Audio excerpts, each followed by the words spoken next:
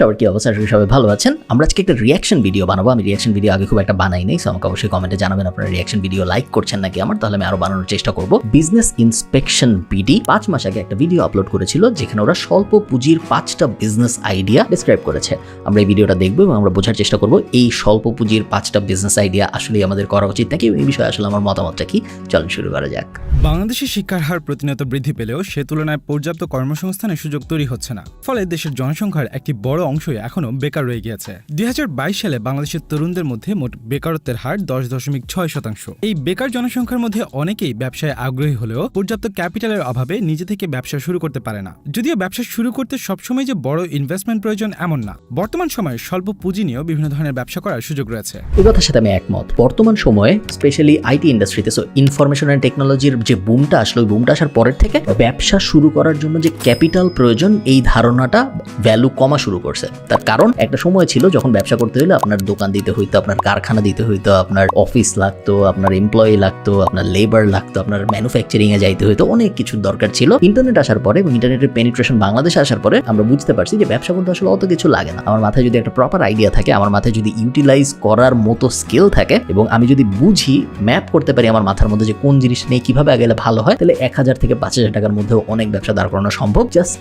আমার যদি ল্যাপটপ থাকে, আমার ইন্টারনেট থাকে এবং আমার মাথায় যদি বুদ্ধি থাকে, এই 3টা ব্যবহার করে। স্বল্প পুঁজিতে ব্যবসায়ের ক্ষেত্রে শহরের যে কোনো জনবহুল এলাকা থেকে শুরু করে মফস্বলের শহরেও জুস বার, কফি শপ এবং ফুড কার্ট বেশ লাভজনক একটি ব্যবসা হতে পারে। এ ধরনের ব্যবসা স্থাপন করতে খুব বেশি পুঁজি কিংবা লোকবলের দরকার হয় না। ফিজিক্যাল শপ ছাড়াও একটি ভ্যান কিংবা একটি ছোট প্লেস ভাড়া নিয়ে স্বল্প ইনভেস্টমেন্টেই প্রয়োজনীয় সরঞ্জামাদি কিনে সহজেই ব্যবসা শুরু করা যায়। এছাড়া জুস বার, কফি শপ কিংবা ফুড কার্টের মতো বিজনেস পরিচালনার ক্ষেত্রে র ম্যাটেরিয়াল থেকে শুরু করে বিভিন্ন ইনগ্রেডিয়েন্টসও খুব সহজেই সোর্সিং করা যায়। আমি একমত, আবার আমি একমত নাও। So food court, juice bar, coffee shop সহজেই দেয়া সম্ভব, এটা সত্যি কথা। হাউএভার সহজে দেয়া সম্ভব বলেই এটা সবার করা উচিত, এটার সাথে আমি একমত না। তার কারণ অনেক অলিখিত সমস্যা আছে এই ধরনের কার্ট বিজনেসের ক্ষেত্রে, যেগুলা আমরা আসলে কাগজে কলমে দেখাতে পারবো না। যেমন প্রত্যেকটা এরকম বিজনেসকে যে এলাকায় সেই বিজনেস দাঁড় করে সেখানে চাঁদা দিতে হয়। আমরা এখন জানি ভোক্তা অধিদপ্তর সহ অনেকেই ফুড সেফটি নিয়ে অনেক বেশি সচেতন। সো এগুলোর কতগুলো যে কেউ আসলে জুস বানায় বিক্রি করতে পারে না, আমরা জানি লিগালি। তো এরকম বিজনেস শুরু করার ক্ষেত্রে আমি বলবো, এবং এটা যেহেতু খুব বেশি স্কেল করাও সম্ভব না, আমি বলবো এর থেকেও ভালো বিজনেস প্রবাবলি আছে। ফুড কার্টের ক্ষেত্রে বার্গার, চাউমিন, মোমোর মতো আইটেমগুলো কাস্টমারদের কাছে বেশ জনপ্রিয়। এছাড়া কফি কার্ট কিংবা ফুড কার্টের জন্য প্রয়োজনীয় ইনগ্রেডিয়েন্টসগুলো এখন দেশের যে কোনো প্রান্ত থেকেই সোর্সিং করে নিয়ে যাওয়া সম্ভব এবং অনেক ক্ষেত্রে বেশ কিছু ইনগ্রেডিয়েন্ট নিজে থেকেই তৈরি করা যায়। এই ধরনের বিজনেসের জন্য যেসব ইনগ্রেডিয়েন্টসের প্রয়োজন পড়ে সেগুলোর দামও তেমন বেশি হয় না, যার কারণে জুস বার, কফি শপ এবং ফুড কার্টের মতো বিজনেস থেকে বেশি পরিমাণে মার্জিন রেখে লাভও করা সম্ভব। এটা সত্যি কথা। সো ভিডিও টাইটেলটা, যে ভিডিওটা আমরা দেখছি সেটা হলো স্বল্প পুঁজির 5টা বিজনেস আইডিয়া, এবং আই এগ্রি এটা স্বল্প পুঁজির, খুব বেশি টাকা পয়সা খরচ হবে না এরকম একটা ব্যবসা দাঁড় করাতে। আমার মনে আছে আমরা গত বছর কথা বলছিলাম একটা late night phuchka delivery service চালু করার জন্য, যেখানে ওই সার্ভিসটা অপারেশনালি থাকবে রাত 12টা থেকে ভোর 5টা পর্যন্ত, এবং রাত 12টা থেকে ভোর 5টায় ঢাকার ভিতরে যে ফুচকা বা চটপটি অর্ডার দিবে আমরা বানায় আমাদের অফিসের ভিতরে তার বাসায় ডেলিভারি পাঠিয়ে দিব। পরবর্তীতে আর করা হয়নি, বাট এটা করতে পারলে সুবিধা যেটা হতো, এমনিতে তো ফুচকা চটপটি অ্যাভেলেবল সব জায়গায়, হাউএভার রাত 12টা থেকে ভোর 5টার মধ্যে আসলে কোথাও অ্যাভেলেবল না। সো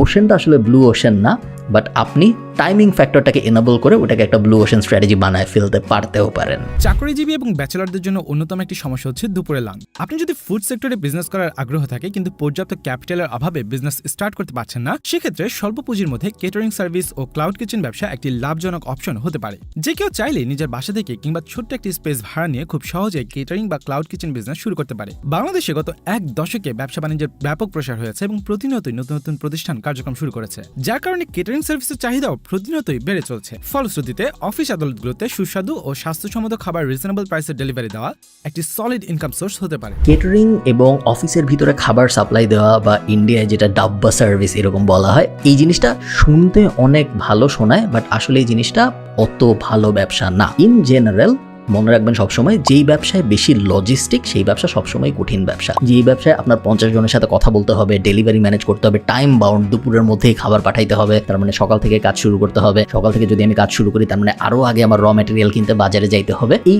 পুরো ব্যাপারটা। এবং তারপরে আপনার অনেকগুলো কাস্টমারের কাছে যেতে হবে। একটা কাস্টমার লাঞ্চের জন্য আপনাকে যদি 100 টাকা দেয় এবং ওখানে যদি আপনার 60 টাকাও খরচ হয়ে যায় বা 55 টাকাও খরচ হয়ে যায়, প্লাস ওটার সাথে আপনি যদি র ম্যাটেরিয়ালের কস্ট অ্যাড করেন, খুব বড় মার্জিন যে থাকবে এরকম না। সো আমি এই বিজনেস আইডিয়ার সাথে একমত না যে এটা আসলে স্বল্প পুঁজির অথবা এটা একটা সহজ ব্যবসা শুরু করার জন্য। এই ব্যবসাটার কয়েকটা পজিটিভ দিক যে নাই তা না, তার মধ্যে একটা বড় পজিটিভ দিক হলো আপনি যদি একটা ক্লায়েন্ট পান, ওয়ার্ড অফ মাউথের কারণে আপনার ক্লায়েন্ট পুল খুব তাড়াতাড়ি অনেক বড় হয়ে যেতে পারে। আপনি যদি একটা অফিসে কাজ পান, সেই অফিসেরই বাকি পুরো মার্কেটটা আপনার জন্য ক্যাপচার করা অনেক সহজ হয়ে যেতে পারে। বাট কোনো আছে অনেক, যেটা হলো খাবার এত ওয়াইডলি অ্যাভেলেবল সব জায়গায় এবং বাংলাদেশের মানুষ ওই রকম ভাবেও স্বাস্থ্য সচেতন না, হেলথ কনসিয়াস না যে হ্যাঁ আমার বাসার থেকেই খাবার এনে অন্য আরেকটা জায়গার থেকে একদম স্বাস্থ্যকর খাবারই আমার ডেলিভারি আসতে হবে অফিসে এবং তারপরে আমি ওটা খাবো। জেনারেলি আমি অফিস কালচারে যা দেখেছি, ঢাকার মধ্যে বা বাংলাদেশের মধ্যে যেখানেই আপনার অফিস হোক, আপনার আশপাশে এনাফ ফুডের অপশন আছে। আপনি যদি খুবই হেলথ কনসিয়াস হয়ে থাকেন সেই ক্ষেত্রে হয়তো আপনি বাসা থেকে খাবার নিয়ে আসবেন অথবা আপনি হেলদি কোথাও থেকে অর্ডার দিবেন। এরকম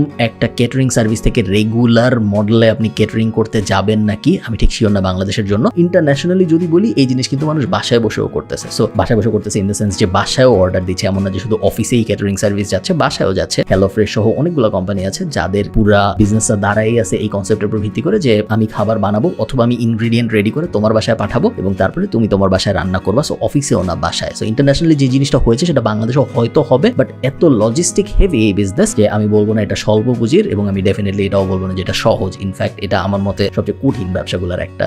বাংলাদেশের মানুষের মধ্যে জন্মদিন, অ্যানিভার্সারি থেকে শুরু করে বিভিন্ন অকেশনে ফুল ও গিফট দেওয়ার প্রচলন বেড়েছে। এছাড়া বসন্ত বরণ, ভ্যালেন্টাইন্স ডে থেকে শুরু করে বিভিন্ন জাতীয় দিবসকে ঘিরে দেশে ফুলের ব্যাপক চাহিদা রয়েছে। বাংলাদেশ ফ্লাওয়ার সোসাইটির মধ্যে বর্তমানে বিভিন্ন দিবসকে কেন্দ্র করে সারা দেশে বাণিজ্যিকভাবে ফুলের চাষ হচ্ছে, যার মার্কেট ভ্যালু প্রায় 1600 কোটি টাকা। যার কারণে স্বল্প পুঁজিতে ফ্লাওয়ার অ্যান্ড গিফট শপ বেশ লাভজনক একটা ব্যবসা হতে পারে। যেহেতু দেশে প্রচুর পরিমাণে ফুলের চাষ হচ্ছে, তাই খুব সহজেই চাষিদের থেকে পাইকারি দরে ফুল সংগ্রহ করে শহরের যে কোনো এলাকাতেই ছোট পরিসরে ফ্লাওয়ার ও গিফট শপের ব্যবসা করা যেতে পারে। গিফট আইটেমের ক্ষেত্রে দেশীয় হ্যান্ডিক্রাফট থেকে শুরু করে বিভিন্ন Chinese made gift item source করাটাও বেশ সহজ। গিফট আইটেম সোর্স করার ক্ষেত্রে চায়না থেকে কোনো রকম এলসি বা পেপার ওয়ার্ক ছাড়াই প্রোডাক্ট আংশিক সত্য। সো ফুলের ব্যাপারটার ক্ষেত্রে আমি পুরোপুরি একমত না। আগের ভিডিওর যে টপিকটা নিয়ে কথা বলছিলাম এই সেম কারণে, লজিস্টিক হেভি বিজনেস, আপনার কৃষকের কাছ থেকে আনতে হবে, ফুল পচে যাইতে পারে, কোন জায়গায় আমি দোকান দিব, দোকান দিতে আসলে আমার কি লাগবে, নাকি আমি কার্ড বসাবো, কার্ড বসাইলে আসলে আমার কি লাগবে, আমি যদি পুরো জিনিসটা অনলাইনে করি তাহলে আসলে কিভাবে আমার পুরো প্রসেসটা হবে, এই পুরো লজিস্টিক ম্যানেজমেন্টটা আমার মতে বেশ জটিল একটা কাজ। বাকি পার্টটুক যেটা গিফটের পার্টটা, সো ফুল এবং গিফট বলেছে, গিফটের পার্টটার সাথে আমি পুরোপুরি একমত। এটা সত্যি কথা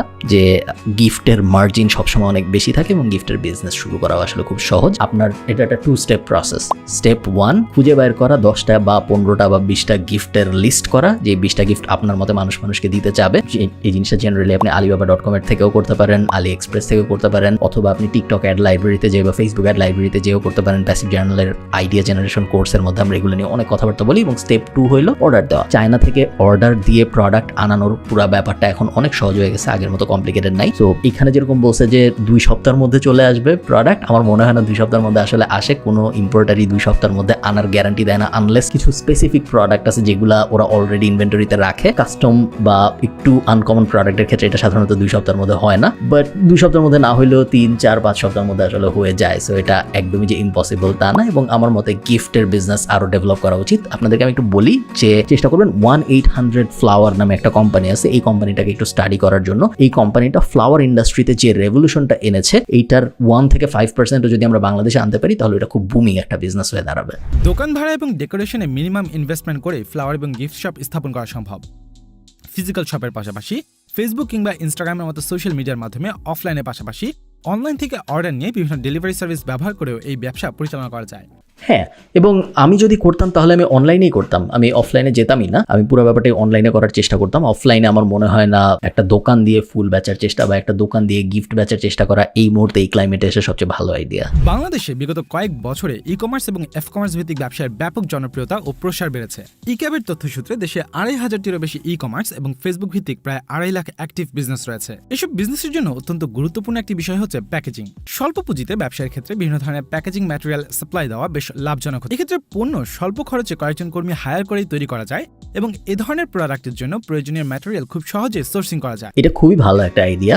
এবং একটা কথা আছে যে যখন কেউ গোল্ড খুঁজতে যায় তখন গোল্ড আপনিও খুঁজতে না যায়, আপনি যদি শাভেল বিক্রি করেন তাহলে আপনার লাভ হওয়ার চান্স বেশি। এটার খুব ইন্টারেস্টিং কিছু এক্সাম্পল আছে এবং সবচেয়ে জনপ্রিয় এক্সাম্পলটা আমি যদি ভুল না করে থাকি সেটা হলো জিন্সের প্যান্ট। যখন কর্মীরা কয়লা খুঁড়তে বা গোল্ড খুঁড়তে যাচ্ছিল তখন একজন ভেবেছিল যে আচ্ছা এরা যে কয়লা খুঁড়তে বা গোল্ড খুঁড়তে যাচ্ছে আমিও কি গোল্ড বা কয়লা খুঁড়তে যাবো, নাকি আমি ওদের জন্য একটা প্যান্ট বানাবো, যে প্যান্ট পরে ওরা যদি যায় ওই প্যান্ট ছিঁড়বে কম, ওই প্যান্ট নষ্ট হবে কম, এবং এই কারণে আমার মনে হয় যে প্যান্টের বিজনেসটা গোল্ড খোঁড়ার বিজনেসের থেকেও ভালো ব্যবসা হবে। এবং এই কারণেই এক লোক জিন্স আবিষ্কার করে, ওখান থেকে লেভিস টেভিস আসে। ফ্যাসিনেটিং একটা কেস স্টাডি, এবং এই ব্যাপারটাকে বলা হয় যে সেল দ্য শাভেল। আপনি যখন কোথাও একটা গোল্ড মাইন পাওয়া যাবে, আপনি গোল্ড মাইনে দৌড়ায় গোল্ড খুঁড়তে না যেয়ে আপনি চেষ্টা করেন কোদাল বিক্রি করতে, তাহলে আপনার লাভ বেশি হবে। ই কমার্স এফ কমার্স ইন্ডাস্ট্রির বুম হচ্ছে, 2500+ ইক্যাব মেম্বার, কথা পুরোপুরি সত্য। এবং আপনার উচিত আরেকটা ই কমার্স বিজনেস দাঁড় না করায়, আরেকটা এফ কমার্স বিজনেস দাঁড় না করায় চিন্তা করা যে এক্সিস্টিং যে বিজনেসগুলো আছে এগুলোকে আমি কিভাবে সাপ্লাই করতে পারি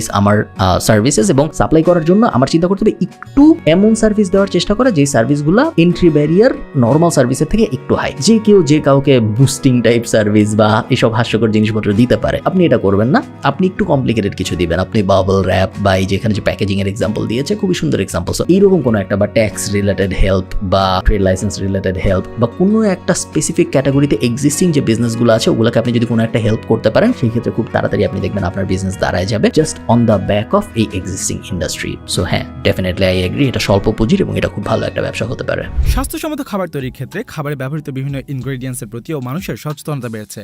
এই ব্যাপারটা মজার যে আমরা কথা বলতেছি স্বাস্থ্যকর খাবারের, এবং আমরা ফুটেজ হিসেবে ব্যবহার করতেছি সমুচা একদম তেলে ভাজা অবস্থা থেকে বের হয়ে আসছে বিরল হিসেবে। আমাদের একটা বিরল ডিপোজিটরি দরকার বাংলাদেশে, ভালো একটা কোম্পানি যেখান থেকে আমরা যে কোনো কিছু সার্চ দিলে ওইটার বিরল আসলে চলে আসবে। না থাকলে ওদের যে সমস্যাটা হয়েছে, আমারও এই সমস্যা মাঝে মধ্যে হয় যে প্রপার ফুটেজ পাওয়াটা একটা কষ্টকর ব্যাপার হয়ে দাঁড়ায়। যার কারণে অনেকেই প্যাকেটজাত স্পাইসের বদলে স্বাস্থ্যসম্মত উপায়ে প্রক্রিয়াজাত করা খাঁটি স্পাইস, তেল ও রান্নার জন্য প্রয়োজনীয় অন্যান্য ইনগ্রেডিয়েন্টস কেনার প্রতি আগ্রহী হচ্ছে। এছাড়া স্বাস্থ্যসম্মত খাবারের প্রতি আগ্রহ থেকে মানুষ তাদের নিয়মিত খাদ্যাভ্যাসে বিভিন্ন প্রকার নাটস এবং ড্রাই ফ্রুট আইটেমও রাখছে, যার কারণে খাঁটি ও অর্গানিক স্পাইস এবং ড্রাই ফ্রুটসের একটি মার্কেট তৈরি হয়েছে, যা প্রতিনিয়তই বড় হচ্ছে। দেশের প্রান্তিক পর্যায়ে চাষিদের থেকে অল্প দামে কিনে স্বাস্থ্যসম্মত প্রক্রিয়ার প্রসেস করেই হলুদ মরিচ থেকে শুরু করে বেশ কয়েক ধরনের মশলা ও তেল কাস্টমারদের সাপ্লাই দেওয়া সম্ভব।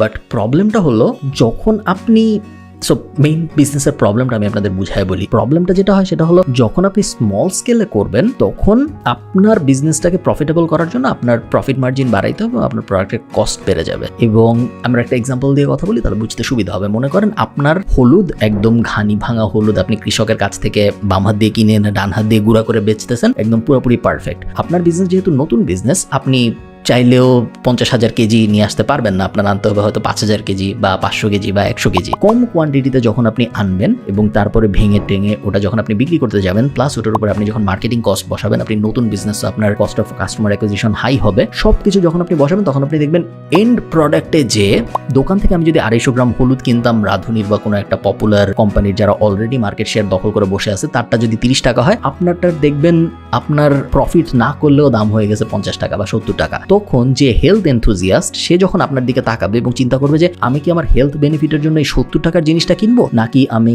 ওকে টাইপ থেকে ওই 30 টাকার হলুদটা কিনবো এবং আমার হেলথ বেনিফিটটা আমি অন্য কোনো জায়গা থেকে নেওয়ার চেষ্টা করবো। আমি এখান থেকে এই 30 আর 70 টাকাটার মধ্যে 30 টাকাটাই কিনলাম, বাট আমি হয়তো চিনি একটু কম খাইলাম। ওইভাবে যখন মানুষ চিন্তা করবে, তখন আপনার ওই হেলদি অল্টারনেটিভটা চুজ করা দামের কারণে মানুষের জন্য কষ্টকর হয়ে যাবে। আপনার বিজনেসে ফল্ট না, এই আইডিয়াও কোনো ফল্ট না, এটা জাস্ট সিস্টেমটার কারণে। আপনি যদি অনেক টাকা নিয়ে নামেন, শুধুমাত্র তখনই আপনি ইকোনমি অফ স্কেলের কারণে আপনার দামটা কমায় নিয়ে আসতে পারবেন হেলদি হওয়ার পরেও। এবং যখন এই দামটা কমে আসবে হেলদি হওয়ার পরেও, তখন আপনি সিমিলার লেভেলে কম্পিটিশন করতে পারবেন অন্যান্য এক্সিস্টিং যে প্যাকেটজাত মশলা আছে বা ফলাদি আছে ওগুলোর সাথে, কারণ তখন আপনাদের দুজনের দাম সেম এবং আপনি হেলদি। সো আপনি আসলে তখন একটা এজ পাবেন। বাট তার আগ পর্যন্ত ওইটার আগে ওটার উপরে ওঠাটা খুব কষ্টকর হবে। তবে একমত না এটা স্বল্প পুঁজির হবে, ডেফিনেটলি কোনোভাবে এটা স্বল্প পুঁজির ব্যবসা হবে না। ডুয়েবল অনলি যদি আপনার পুঁজি আসলে অনেক বেশি হয়। স্বল্প পুঁজি তো নাই, উল্টা আমার মতে পুঁজি আসলে অনেক বেশি হওয়া উচিত।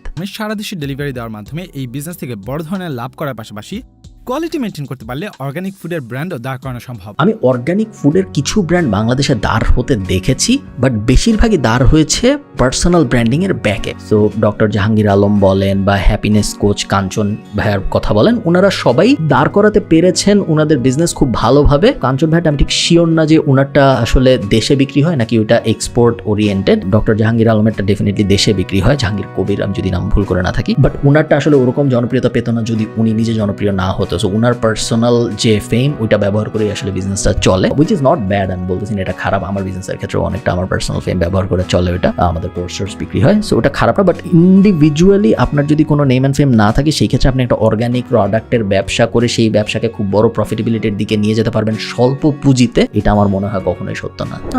শেষ। সো থ্যাংক ইউ সবাইকে দেখার জন্য, খুব ইন্টারেস্টিং ভিডিও ছিল। So well done business inspection BD, খুবই ভালো লাগছে ভিডিওটা দেখে, এবং 5টা আইডিয়া আসলে বেশ ইন্টারেস্টিং ছিল। আইডিয়ার একটা কথা আছে যে আইডিয়ার আসলে কোনো মাবাব নাই, কোন আইডিয়া ভালো হবে এবং কোন আইডিয়া খারাপ হবে এটা কেউ কখনোই বলতে পারে না যতক্ষণ পর্যন্ত ওই আইডিয়া নিয়ে কাজ করা না হয়। আপনি গত 20 বছরের সেরা সেরা কোম্পানিগুলোর দিকে তাকান, আপনি দেখবেন 50%-এর উপরে ওই কোম্পানিগুলোর আইডিয়াটার দিকে তাকাইলে আপনার মনে হবে যে এই আইডিয়ার কোনোভাবেই কাজ করার কথা না, বাট তারপরে ওই আইডিয়াগুলো কাজ করেছে। তো শুধু আইডিয়া দিয়ে একটা বিজনেসকে জাজ করা খুবই বোকার মতো একটা কাজ, যেটা আমিও করবো না, সেটা আপনাদেরও করা উচিত হবে না। ওয়েল ডান আপনাদের এরকম একটা সুন্দর ভিডিও বানানোর জন্য, এবং থ্যাংক ইউ আপনাদের এই ভিডিওটা দেখার জন্য। আমাকে আপনারা জানাবেন আপনাদের এরকম রিয়াকশন টাইপ ভিডিও ভালো লাগে নাকি। যদি ভালো লাগে আমাকে কমেন্টে অন্যান্য ভিডিও লিঙ্ক দিতে পারেন আপনারা, যেগুলোর উপরে রিয়াকশন ভিডিও আমি বানাই, এটা আপনারা চান, আমি চেষ্টা করবো ওগুলোর উপরে বানাতে। ভালো থাকেন সবাই, সবার সাথে আমার দেখা হবে পরের কোনো একটা ভিডিওতে। টাটা।